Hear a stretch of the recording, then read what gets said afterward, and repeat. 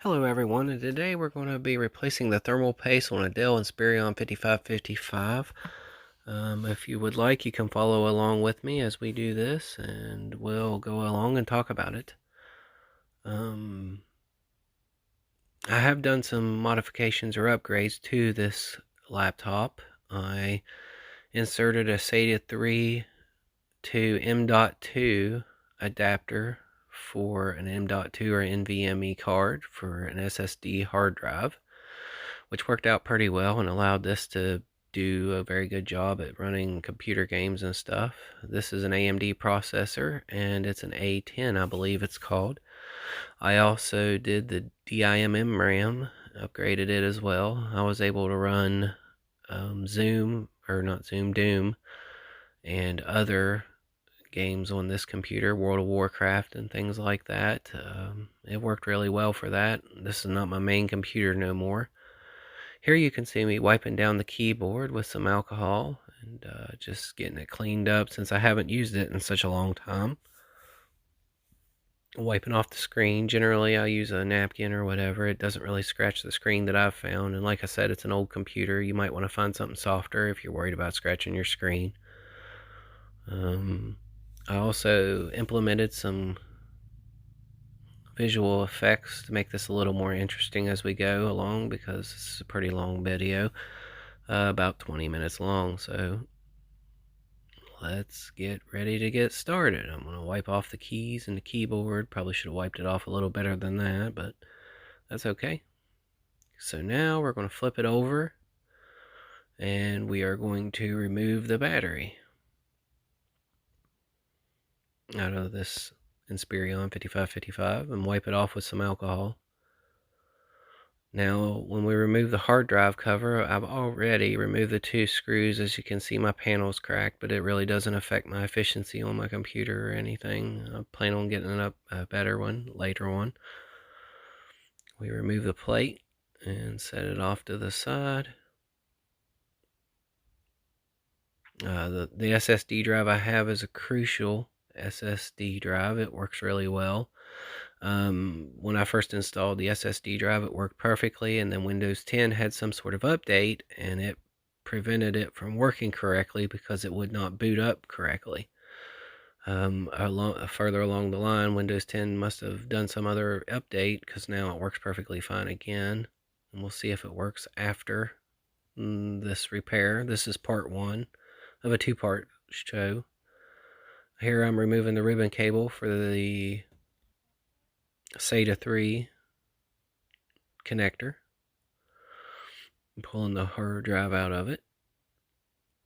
Next, we're going to start working on the Wi-Fi card. There's one screw that holds the Wi-Fi card in. It has almost like an NVMe slide connector for it.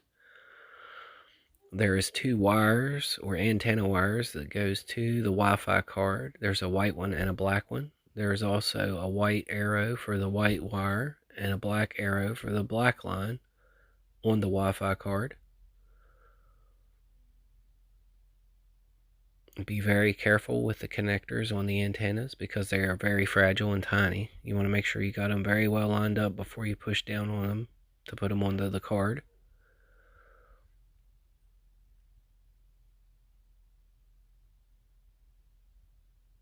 Next, I'm going to remove the screws for the CD DVD drive.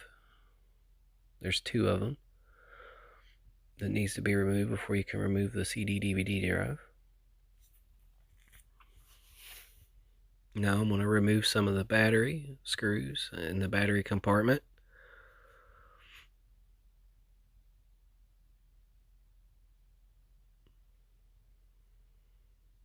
I think there's like 6 or 4 screws that holds the battery compartment back panel on.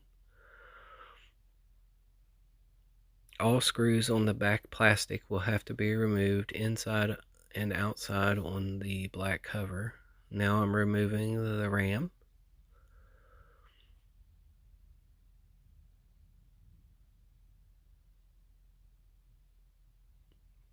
Those are just quick clipped in with 2 little side clip connectors that holds them in.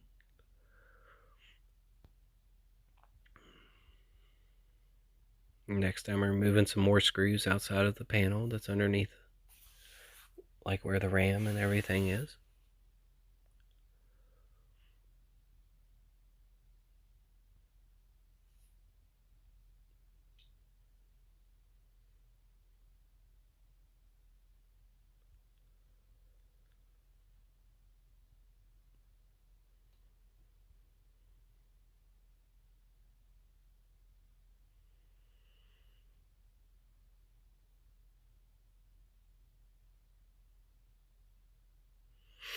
Apparently I missed a few of the screws. Also, you'll have to bear with me. I do have a cold, and hopefully we can get through this, and part 2 will be a better video with less congestion. Again, I've also added some visual effects throughout the video to kind of lessen the boredom. I know I'm not exactly the most enthusiastic narrator.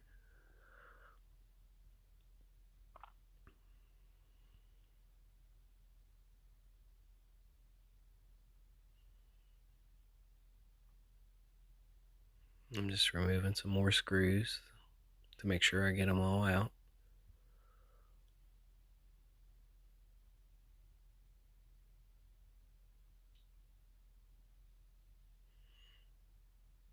There's also 3 screws over by the CD-DVD drive that have to be removed before the backing cover can come off, and there's also screws that are underneath of the keyboard.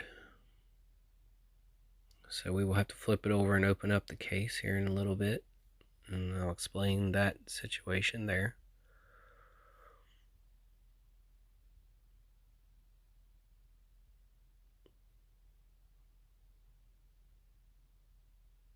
Here I'm just removing those 3 screws I was telling you about that holds the back cover on.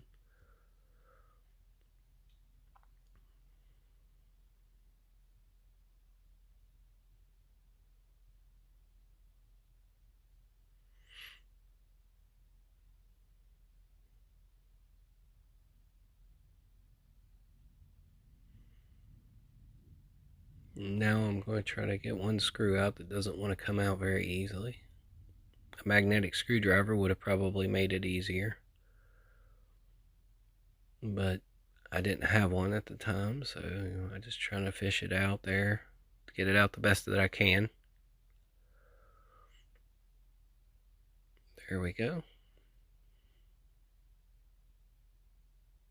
Okay, now you see me prying up on the case a little bit, trying to see if maybe I forgot any screws or anything. And I did forget a screw.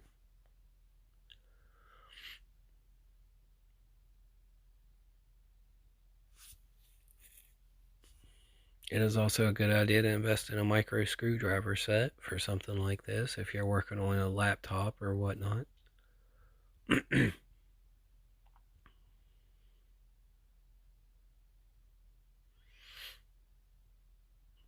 Now I'm trying to prise the back cover off a little bit, loosen it up some so that I can see if there's any other screws that I may have forgotten before I flip it over and take the keyboard out.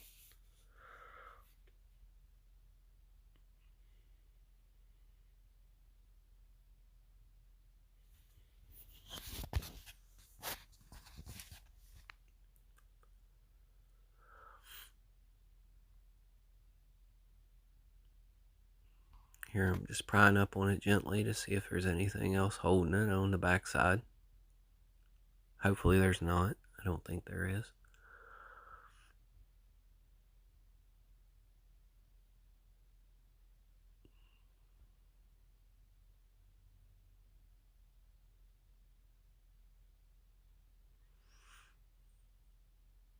Now I'm checking up top to make sure there's nothing up there that might be holding it in.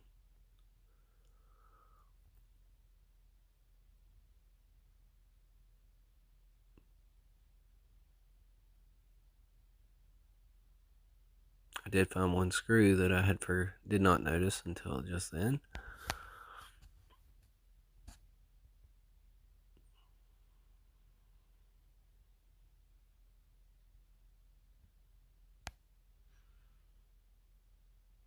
And Here you can see the case is coming up a good bit, about halfway.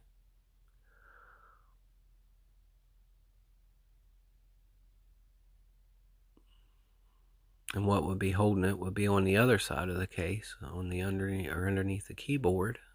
There's like 4 or 5 screws that holds it underneath of there. So now let's flip it over and open up the top. Now the keyboard is a funny thing. It actually slide locks in, so it slides in on the bottom, and the top is where it's clipped in at. So you have to release the clips at the top of the keyboard and then slide it up gently. You don't want to go too far because there's 2 ribbon wires that you will break if you pull up on it too hard whenever you take out the keyboard. So you can see here, you know, like I said, this is my own personal computer, so I'm not real fragile with it because I've taken it apart so many times and I know how, you know, how much it can handle when you're prying on it.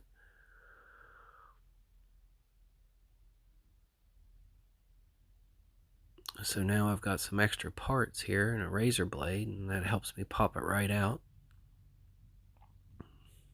And then we'll slide up on the keyboard towards the monitor. And see, now you got 2 ribbon cables underneath of the keyboard that you need to flip the tab up on and pull them out of their sockets, their receptacles.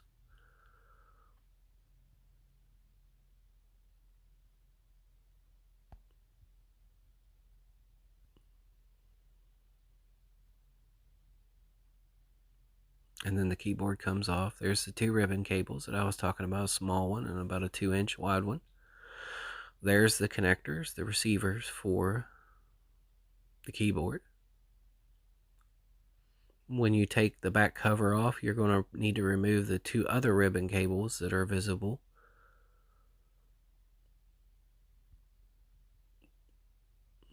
Again, they have a flat latch that you flip up and you pull the ribbon cable out.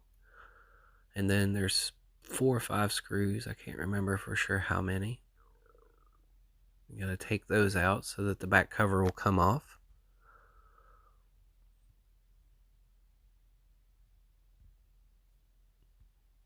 You could actually take the whole motherboard out with this process.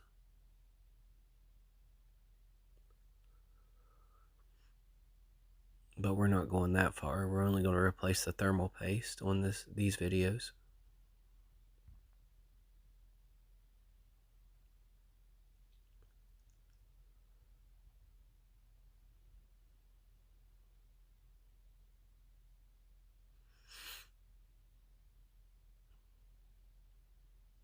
I try to show all the screws that is in it and not edit that out for time, due to the fact that I'm sure people probably want to see as much of the procedure as possible. That way we're not limiting what you see whenever you're repairing your own personal computer or laptop.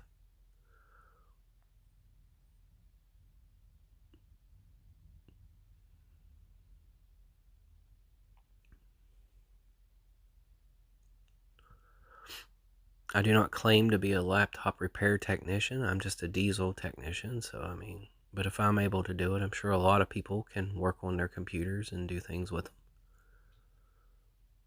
Why pay someone to replace your thermal paste when you might be able to do it yourself and save yourself a lot of money?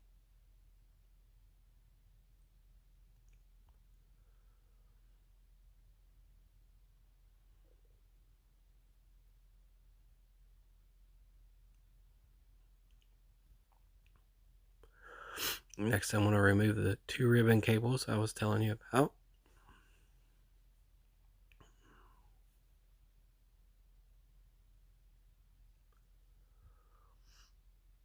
Or 3. There may have been 3. I'm not sure on that.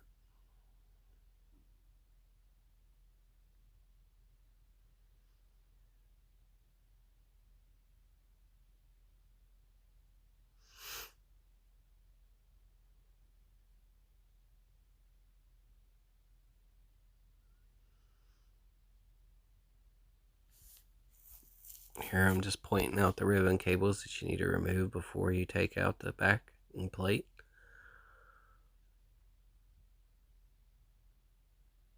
Take it to the thermal paste.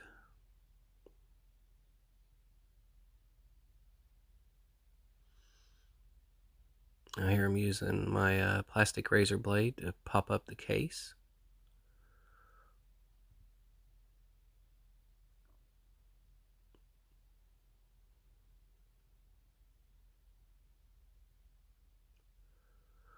Now there's 4 little tangs up here in the battery cover that hold the backing plate on to the other plate, the front plate.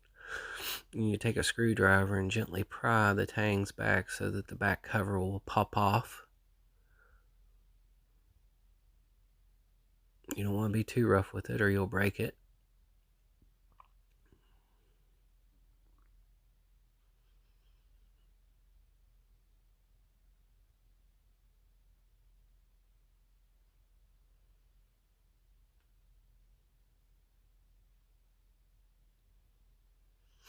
There's a connector for the speaker wire down there that needs to be disconnected before the back plate can be taken off.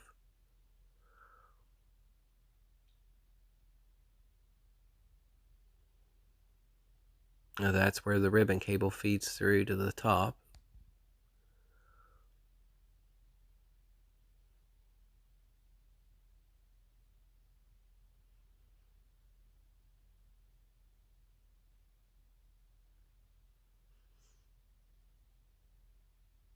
Now we need to remove the 3 screws that holds on the cooling fan.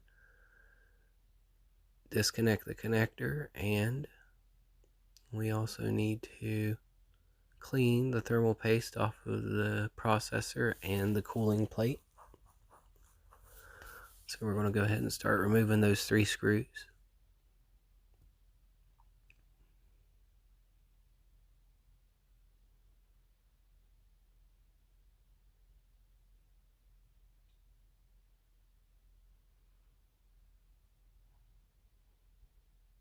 And unplug the connector for the fan power.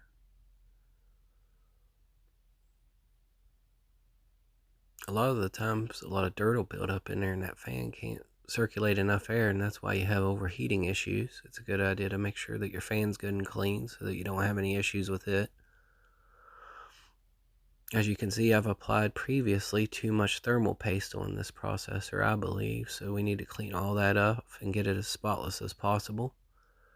If you have a lot of thermal paste on it, generally it's a good idea to use something bigger like a paper towel or something, and alcohol, and then get it all off of there in large quantities, and then take your Q-tip and get it out of the fine areas.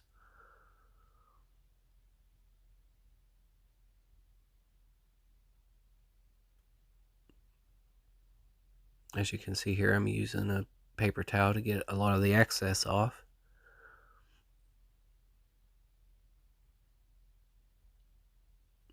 And you can see the A10 processor there. Spoiler alert, this laptop does work after doing this whole thing, as you'll see in a later video.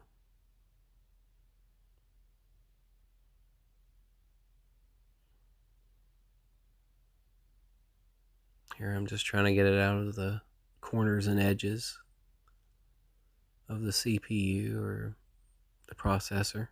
Trying to clean it up as good as I can and get it nice and clean.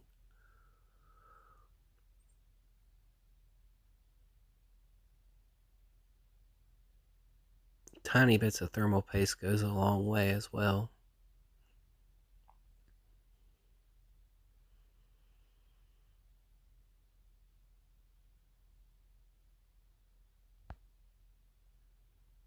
I try to get all the nook and crannies off of it while I'm cleaning it. On the cooling plate, it's a lot easier to clean it off with a paper towel and some alcohol. You don't have to use a Q-tip on it. It will be a lot quicker. Again, I didn't edit much of the time out of this because I just wanted people to see that, you know, anybody can really do this if they take the time and they're very careful with what they're doing. If I'm able to do it, anybody should be able to do it. But I would practice on old computers or something like that before you go getting into something that's you really want to keep and that's nice. It's always a good idea to practice. Practice makes perfect. Also, it's a good idea to use informational help videos. I generally do that when I'm doing any type of teardowns or something like that. I have also done cell phone repair before. Again, that's not my profession. I'm just a diesel technician, but have successfully replaced cell phone screens on Samsungs and whatnot. Here I'm just trying to get all the fine areas, like the places the paper towel wouldn't really reach,